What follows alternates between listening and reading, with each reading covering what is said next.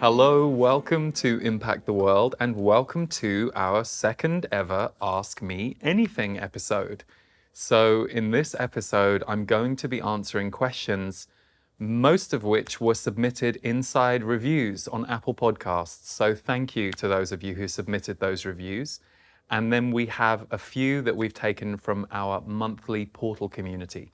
So, enjoy today's show, and I hope you enjoy this range of questions that we've curated. And as ever, if you enjoy our show, it really helps if you leave a rating, a review, and subscribe over at Apple Podcasts. And while you're doing it, if you create a question in the review, we will put you on the list to be considered for next time's Ask Me Anything episode. But for today, let's get to what we were asked.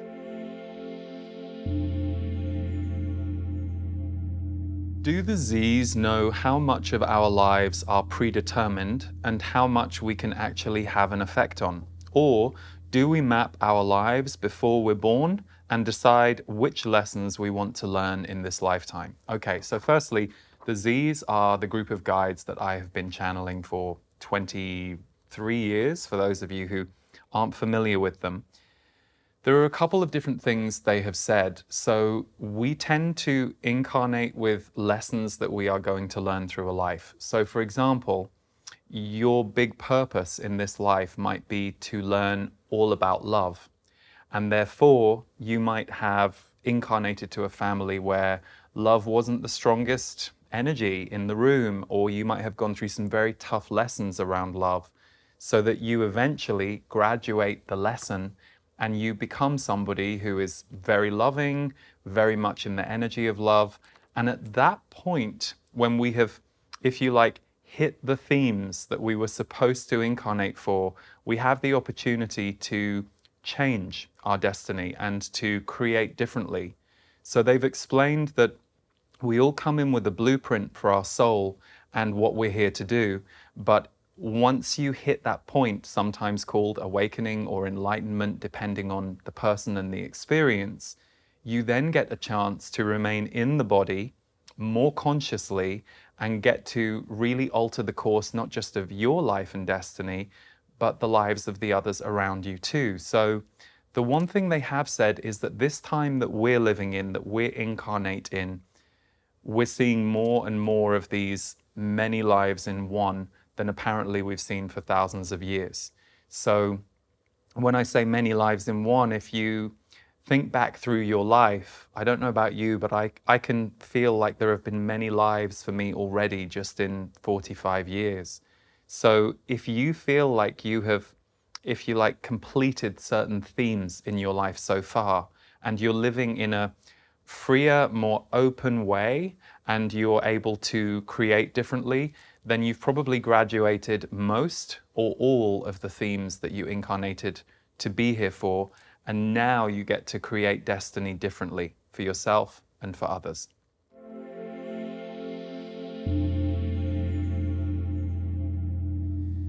The next question.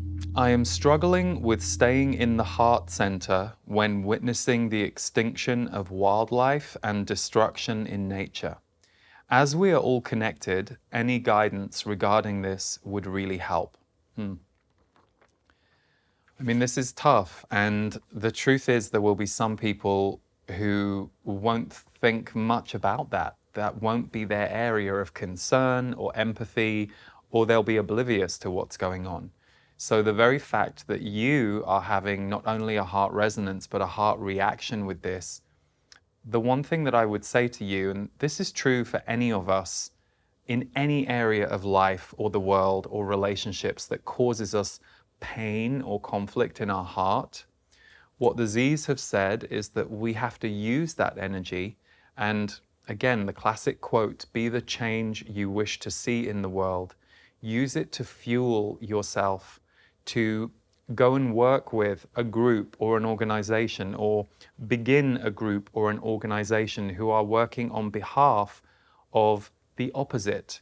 So there are some incredible conservation groups out there around wildlife and around nature that you might actually find it heartening to go and lend your energy, your wisdom, and your desire to.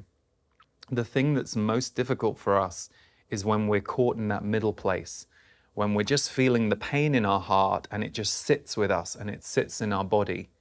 Energy wants to move, and our energetic reactions give us clues.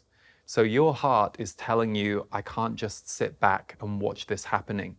And so you're probably going to be one of the very important people in that area of the world who are going to help take care of being an advocate for that and being a change maker for that. So your heart isn't wrong, and there's nothing going wrong with these reactions you're having.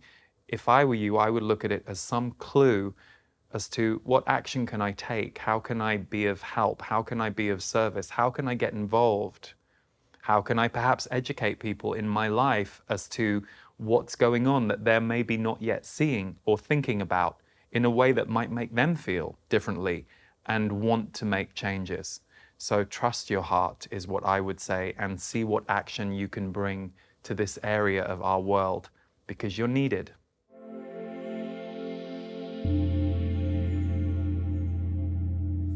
Question number 3. After doing a lot of healing work, I'm beginning to see my dreams come true as a writer.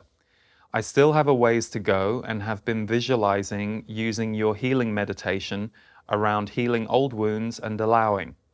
I have a very clear picture of what I would like to happen, and my question is it okay to be specific as to how I would like my future to look and how soon I would like it to happen?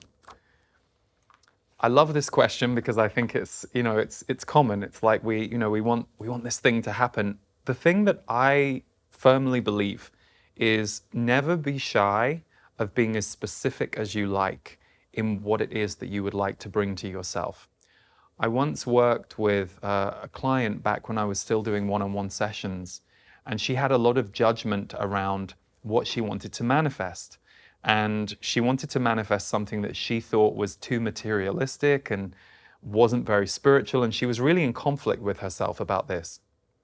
But when I pointed out to her that this situation she wanted to create for herself was going to heal a lot of the issues that she'd had in her life, she suddenly saw the perfection of what she was wishing to create. She was trying to create this reality in her life that would literally be a very physicalized remedy of all of these experiences that she'd had where she had been in lack.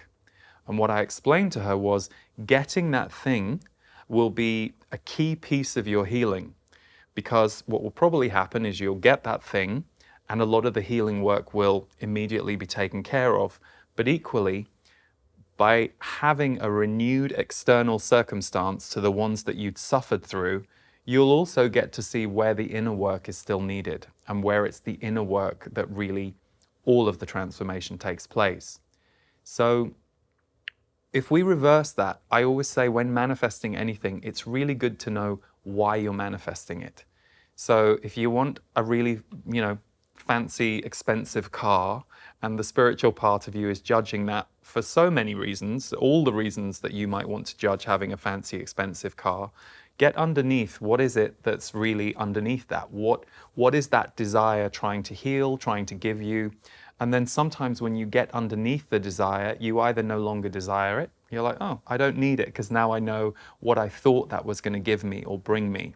But equally, sometimes it means it will come to you far faster because you're holding it with a slightly more internalized knowing as to what it would represent for you. But you're holding it lightly because you know that this exterior manifestation, it's going to do something that's important for you, but it's not going to be everything. Nothing external is ever going to be everything for us. But us creating in our lives things that we perhaps feel we shouldn't be creating, or we weren't allowed to create, or we're not giving ourselves permission to create. Sometimes I say, oh God, just do it in order to free yourself from the judgment, from the concern. Just create it anyway and see how it goes. Now, as for the time frame is tricky. Our time frames often, so check this for yourself, they often come from some inner discomfort. So for example, if I wanted to manifest a bunch of money right now and I say I need this money in 3 months, it's because there's some active need or wound or trauma for me that I'm trying to close. And I'm trying to close that gap by bringing this external circumstance to myself faster. So again, I might manifest it really fast in 3 months. And then I'll also have to kind of let go of what was underneath the wound. Because just because our externals change, the internal then has to catch up and transform. It's why many people, when they get the life they want or the dream they want, it's like the horse. If a horse is chasing after you and you stop, they say that the horse will also stop because there's no momentum, there's nothing to chase anymore, it doesn't know what to do. And often our inner body gets like that when we manifest the life we want. We're like, oh, I've spent so many years like chasing, now what do I do with all this chase energy? Well, now it has to settle and you get to become present. Or because you're so addicted to the chase, you then just create some other dream that you think might fulfill this inner desire. So understanding manifesting is the key to having breakthroughs around manifesting. You're trying to create something outside you, always from inside you. There are feelings, thoughts, patterns, behaviors in here that you are trying to move. And so having a real conscious awareness of that, and then having no judgment on it, but holding it very lightly. So for example, sure, say you want to manifest it in 3 months, great, but be willing to understand it might not come to you in 3 months. The energy of all of this around us knows more than we often do. And so we will only get put into certain positions when it's our time or when the circumstances line up with how we're feeling inside. This is why manifesting is a very magnetic thing. It's very much being magnetized and in a magnetic relationship with our inner self. So the beauty of focusing on manifesting, if you focus on it as an act of healing and an act of awareness and an act of understanding your inner self, is not only does it often help you to manifest faster, but the healing that takes place because you're looking at it through that very aware lens will also give you an even richer experience around the externals. So congratulations on how far you've come. Good luck with where you're going next. And remember, manifesting is a great healing tool. So use it with awareness and it will give you a really rich experience, whether you get the thing in the time you want it or not.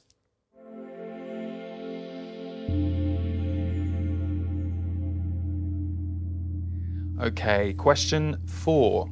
If I could ask Lee anything, I would ask how to most gracefully and fairly end a long-term relationship that is emotionally manipulative.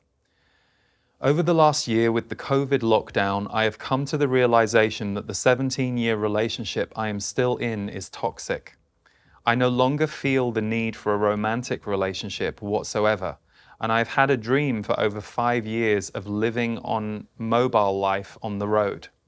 There are practical aspects that need to be considered before I can embark on this dream, and one of them is when to tell my emotionally manipulative partner of my plans.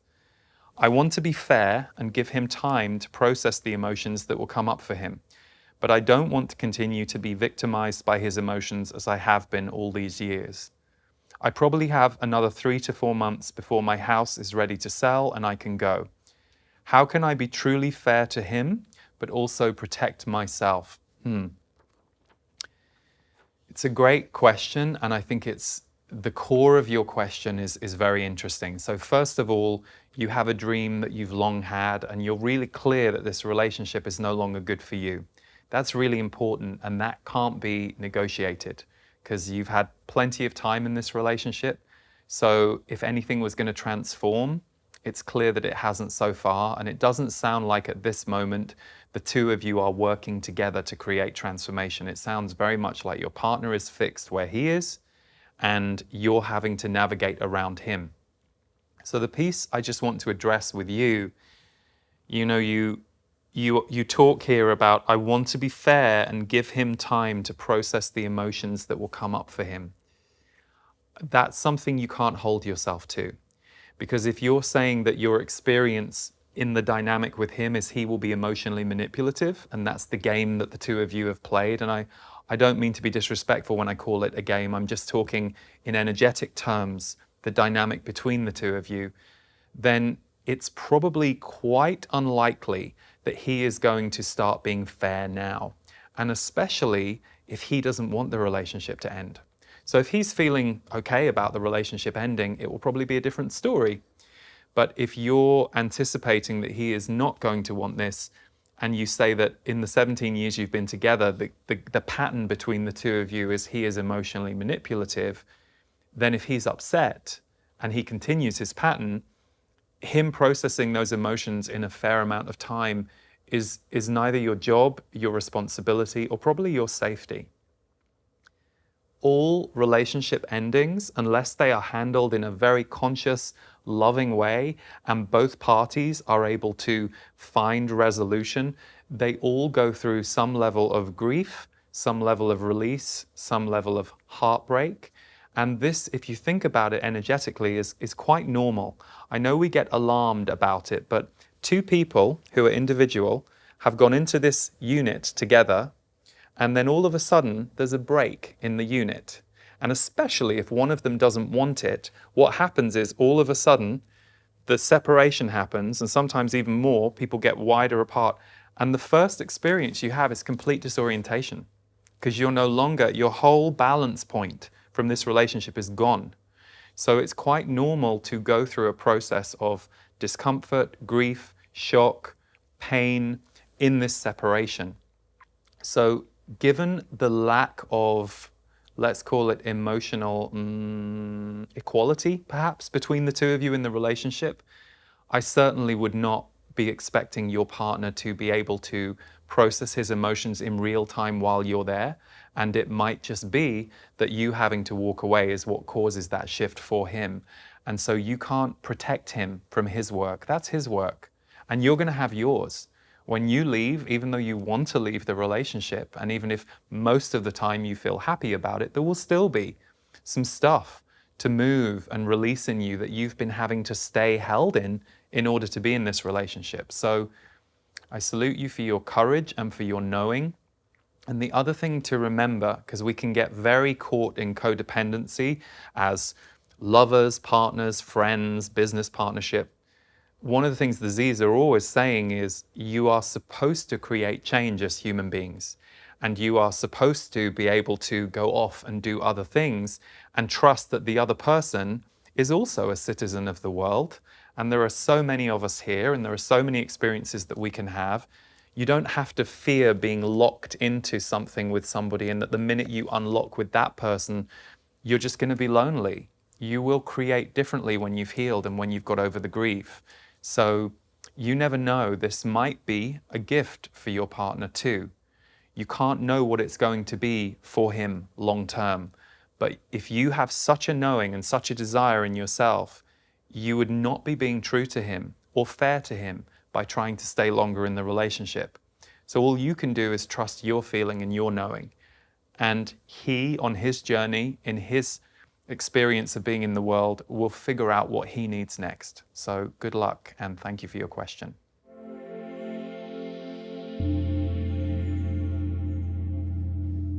Question number 5. My question is, when channeling, do you ever feel resistance to what the Z's are speaking through you? To clarify, what if it's something you haven't mastered yet and maybe you're struggling with, and they are telling you or guiding you in what to do, but you feel the resistance to it in your solar plexus? Yes? Okay, yes. Many times, many times. I would say that the biggest resistances I feel with the channeling is when I'm channeling for groups, or doing our monthly broadcasts for my portal members, or creating a recording.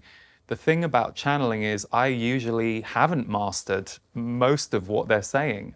If I had mastered it, then I guess I wouldn't be in the human body having my human experience. But I do feel resistance, and they've even addressed that in real time. They've said things like, Lee's not comfortable that we're saying this, and it's true, I'm not. Because at the end of the day, I guess it's my identity that it's coming through, and so any reaction that people are going to have is also going to come to me. That said, the one thing I really trust with them, because I've now been with them 23 years and working with groups and publicly for 17 years, I trust their baseline of love and I trust their baseline of peace. And I've never heard them say anything to anyone, including me, that is trying to interfere with people's free will or trying to get people to do things that don't suit them or hurt them. So I sometimes feel resistance to some of the broader concepts. For example, if they'll talk about things that are going on in the world that have a very strong emotional charge for people, I feel that emotional charge in my body as that message is coming through, because as an empathic person, you know, I can sense and feel emotions. So if they're bringing something through that affects a room or a live broadcast in a certain way, my body gets even hotter than it's getting when I'm channeling anyway. And then the other side is the personal. They have given me information that I haven't liked or that I haven't been comfortable with. And I remember very specifically, I was living in Boulder, Colorado, and about a year before I moved to California, they told me that my time in Boulder was done and that I had to leave. And I was devastated because I'd been trying to make a life there for a couple of years, and I had some people there that I really loved and still love. And I thought it was where I was going to stay, but they basically said, no, get ready, you're going to have to leave. So I went through grief for a few months, 4 months. And then eventually, as the grief moved, I started to understand why they had said I was going to leave. They didn't force me, but I had resistance to it. And things like that can happen a lot when I channel for them personally. So what I never ask myself to do is do anything they tell me that I can't get behind. So I gave myself, I think, about 10 months with that message. And actually, by the 10th month, I had kind of lined things up so that I could try out California. And it was clear I was meant to be in California next. And when I look at everything that's happened, meeting Stephen, everything that's happened with friendships and work here, it was absolutely the right next step for me. But sure, I had resistance on the day I heard it. I'm like, "Rah." But you know, I've kind of learned that the only times that we ever get information like that is when we're ready to hear it. They're not in charge of our lives. And in much the same way, if you're someone who gives readings or gives intuitive information, I firmly believe, and I experienced this doing, I don't know, 8,000 readings over 15 years, that you're only able to bring information through that the other person is ready for or requiring. You're not allowed to interfere with someone else's free will. So I think sometimes we have this mythic idea that a channeled entity or an intuitive message is something that we're not actually in collaboration with. But what I've understood is we're allowing that. It's in the field enough that we can hear it. Otherwise, it wouldn't come through. So yeah, sometimes I roll my eyes at them, but not very often these days. And when I roll my eyes, I catch that I'm rolling my eyes, and I have to, you know, investigate a little bit what my problem is. Thank you for your question.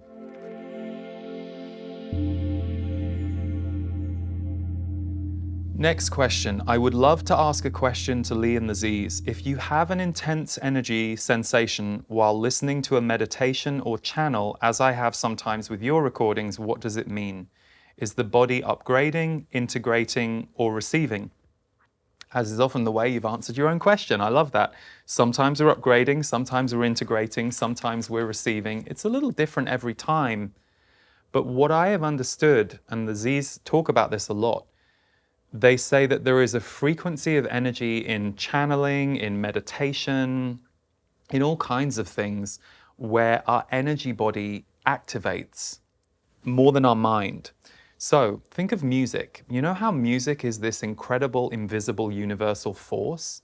And we feel music. And you can't really, how do we explain to someone, well, I listened to this song on Spotify and it made me feel this way. Okay, great. Well, describe how it's composed, like what is it that you go, oh, well, it just kind of moved through my body and it got me moving, and or it made me feel sad, or anything that's energetically directed has the same effect. So channeling is, because it's of a higher frequency and it's out of the body, it's an opportunity for you to really expand. So, you know, you close your eyes, you listen to a channeling, and sure, there are words, and with the recordings that we do, there's always the beautiful sound healing music from Davor. but still there is something in that energy that's allowing you to just widen. So sometimes you are upgrading and you're opening, and then, as is appropriate, you kind of come out of it and you get to ground it in your body and you go back to your daily life, and there's this new energy, this new opening that has happened for you.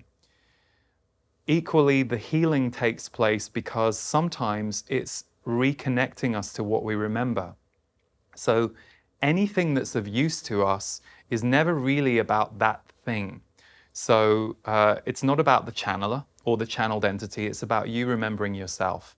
And it's about you imbibing something that is helping you open a new part of yourself or heal a new part of yourself. That's often why we feel high when we experience channelings or meditations or someone giving you Reiki or even a massage that's moving energy through the body. And most really good masseurs, they're really great energy workers. Whether they're saying that or not, they're used to moving energy through the body and they're really sensitive to that. So all of these things have a big effect on us. But the one thing I've noticed, having worked in channeling for almost 20 years, I believe people who get channeling, because it's not for everybody and nor should it be, the people who get channeling and like channeling and receive something through it, they're remembering themselves. They're remembering that intuitive part of themselves that's connected to everything. Doesn't mean all of them are going to start channeling a guide or an angel, but all of us are connected to something far bigger than what our human eye can see, our conditioned human eye can see. So for me, when I also have those moments where I feel myself open in a bigger way, a bit less than the humdrum routine I might be in with something, it's a chance also for me to remember we're all bigger than we think we are energetically. And you get to, for 10 minutes, 30 minutes, just connect to that and widen your perception. And then when you come back to the world, you're a bit more present, you're a bit more open, you're a bit more appreciative, your eyes are wider, your heart's a bit bigger. That's the goal. So that's why doing these things regularly changes our frequency and upshifts us. So thanks for your question.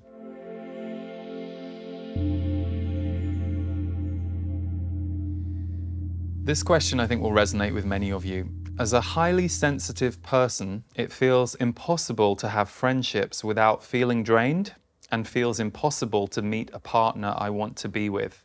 What's behind that pattern? Again, great that you've kind of put that last part in your question, because what's behind that pattern is really the key here.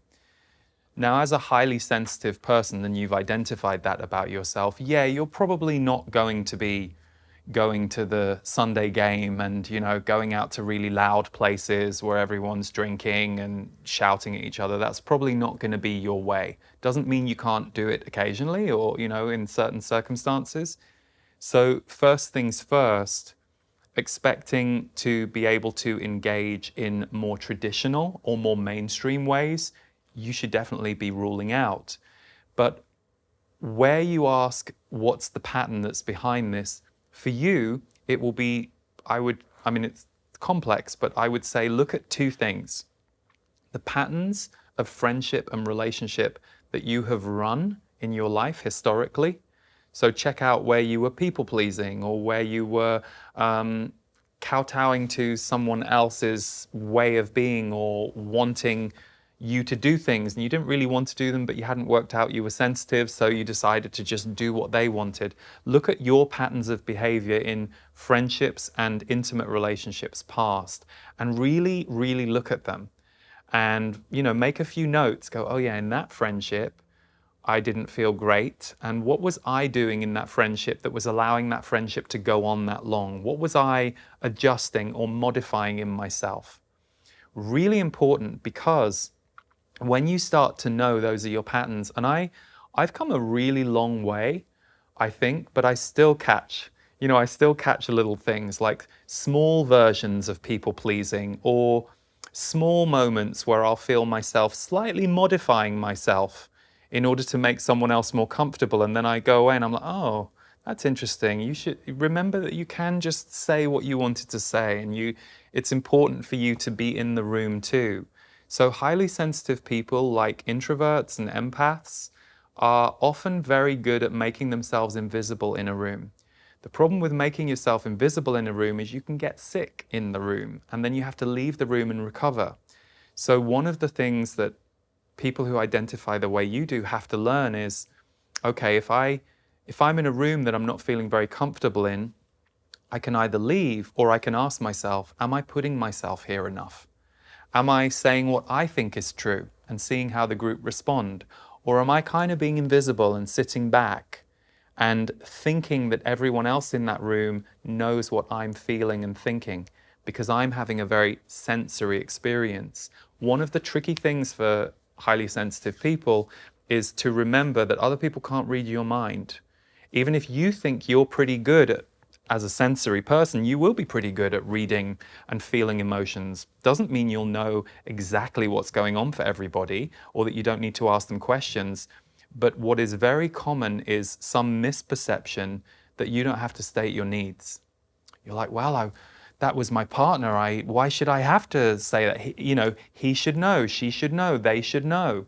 Not necessarily. Relationships build and relationships grow through the trust and the practice of being together. So we build strong relationships by often going through really tough times with people and recognizing that there was enough safety and communication in the relationship that we could come through it. But it requires communication. So the biggest feeling I have for you in this question is ask yourself, am I fully showing up as myself in my friendships and in my relationships? And if I've got a history of not doing that, of kind of editing parts of myself out, I'm now going to have to go through the uncomfortable but very important work of beginning to insert myself a little bit more and saying what I think is true, even if I know everyone else in the group feels differently. Can I bring myself to say what's true and then notice, do the group then allow me in? Or do the group next time think to include my way of thinking or feeling? Or do they react really negatively against it, in which case it's a good sign that I'm not with my people? If I'm not allowed to be fully present with this person or group, I probably shouldn't be here. So I think for you, it's not that the partner isn't there or the friendships aren't there. You're an introvert, so you won't necessarily ever want to be in relationships where you don't get to go off and recover and replenish. But definitely for you to look at a little checklist of all the ways in previous relationships you've modified yourself, excluded yourself, disappeared in the room or the relationship that you're in, and make these notes, not because you want to sit there and cry about it or get upset, although emotion might move. You're making a map for the future. You're being a scientist of everything that's happened so far, and you're going, oh, wow. In all these relationships, the one thing I constantly did was I stayed silent whenever I felt like they wouldn't want to hear it. So that's something I'm going to have to change.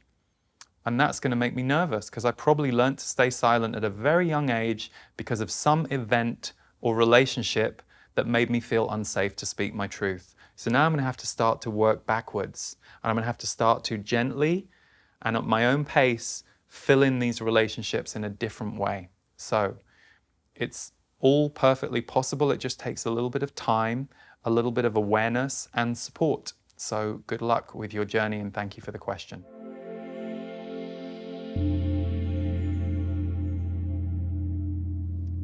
How might we begin to heal our relationship to how our face and body look?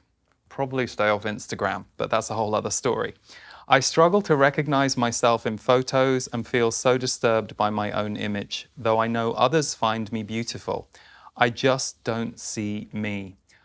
I think your question is beyond common to all of us. I think, the more I've worked with people, talked to people, I realized that a lot of the dysmorphia that I had growing up as a very overweight kid, who then lost all the weight, I realized that dysmorphia is everywhere. Everybody has some weird thing about the way they look, or, oh, I don't like that photo of myself, or, oh, I don't like watching myself on video. I've heard this from so many different people in so many walks of life. And the thing about Instagram, of course, is the whole comparison culture that we have. So I would say for me personally, and for a lot of the people that I've kind of witnessed, I think we begin to heal our relationship to how our face and our body look when we put them in the right place and we put them in the right context of our life. Now, if you're somebody who is modeling for a living or you're an athlete, you're going to have a very different relationship to your face and body than to somebody whose face and body aren't perhaps a part of their work or a part of their identity in the world.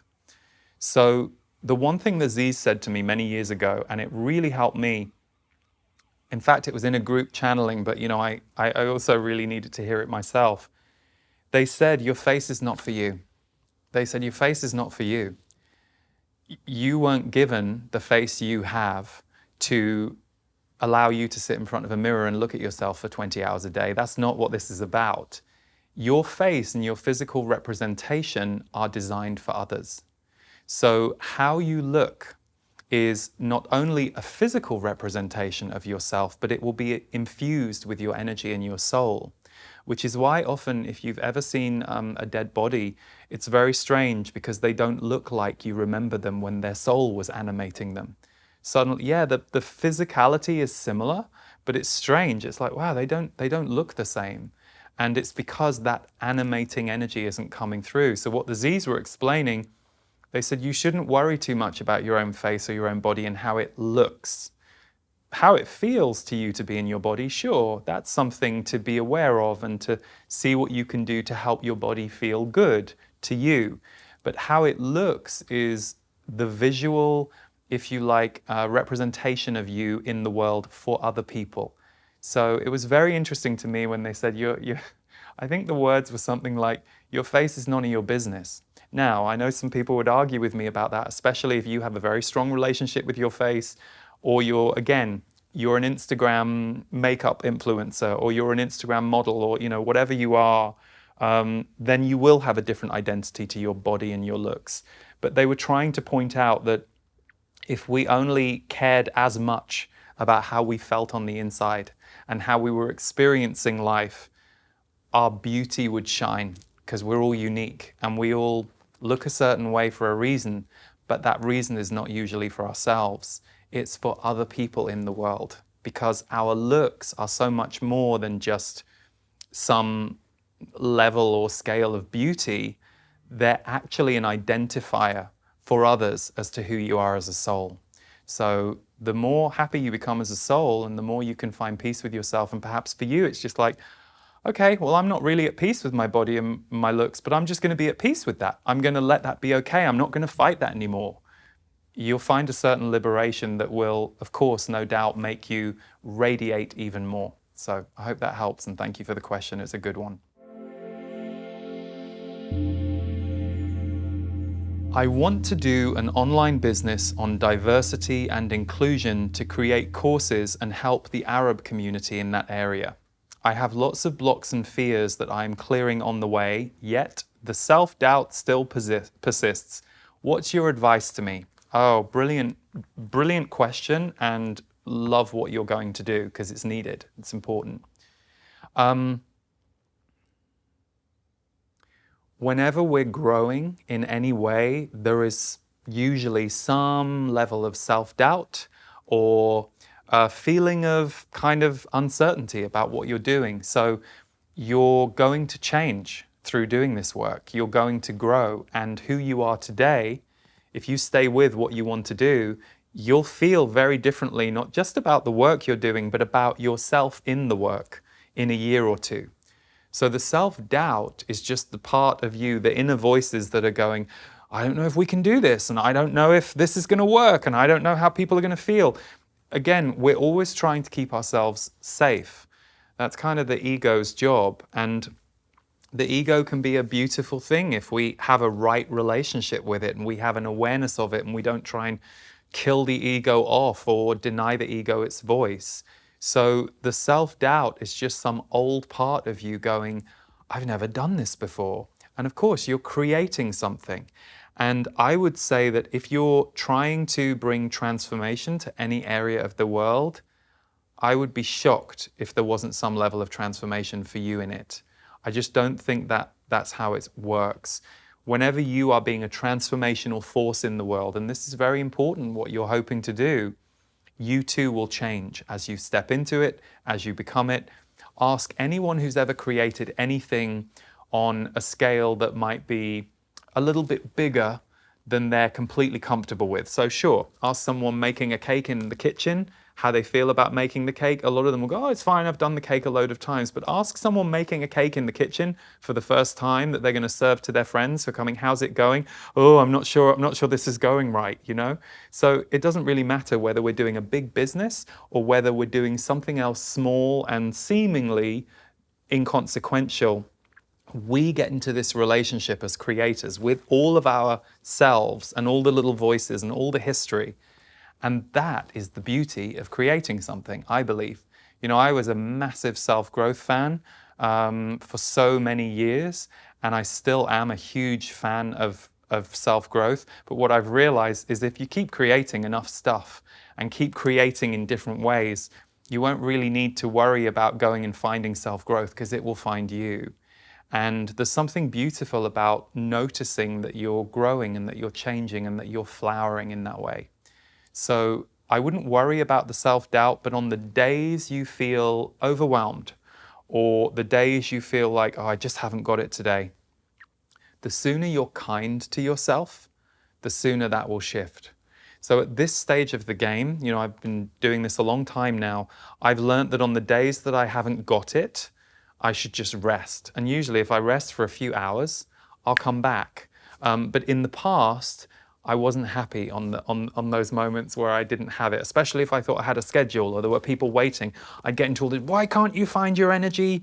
You know, I'd kind of get into that fight with myself. And it's taken years to get to the point where I don't get into that fight with myself very often anymore, but there will still be echoes of it, or there will still be moments. So this is why it's good to get aware of your own stuff, because it helps you lovingly parent yourself when it comes up again in the future.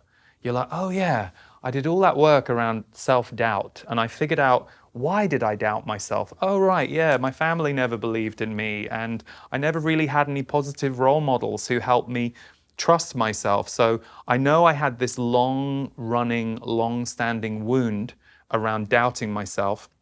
Now I've kind of, if you like, proved to myself I can do it, but it doesn't mean that I don't still have that echo. So this is why figuring out your stuff as a creator, your triggers, your emotional vulnerability areas is really, really smart. Because you're not only healing, you're also, in a way, building a brighter future, because you're like, oh yeah, I know I get triggered when X, Y, and Z line up. So as X, Y, and Z start lining up in your business, you can go, this is where I speak to my mentor, speak to my friend, do a meditation, take a day off. You start to anticipate the kind of support you're going to need while you're supporting this wonderful community that you want to create for. So it's a balance. So the thing that you're about to enter into is this beautiful relationship with the work that you're creating, and it will create you and it will recreate you and it will give you opportunities to recreate yourself. So I commend you. It's a beautiful journey. Just be kind to yourself as you go. And the fact that you're doing it is enough.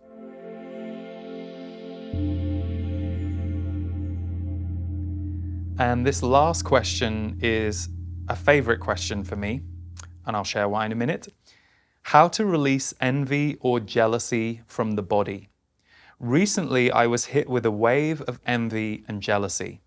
It felt so surprising for me that those feelings came up in me and that they were so strong.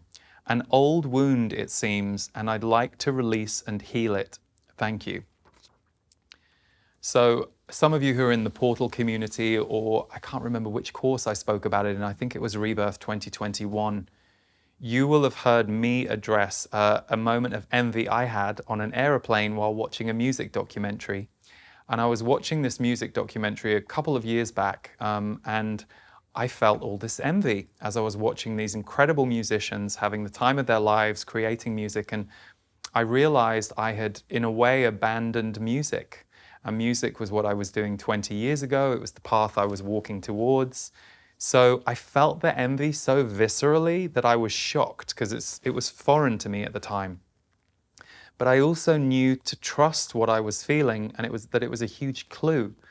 And so, long story short, on that aeroplane, I sat and I channeled for myself, And I basically said to them, what is this? Why am I experiencing this right now? And they kind of said a few things to me, including, without music, your soul will crumble.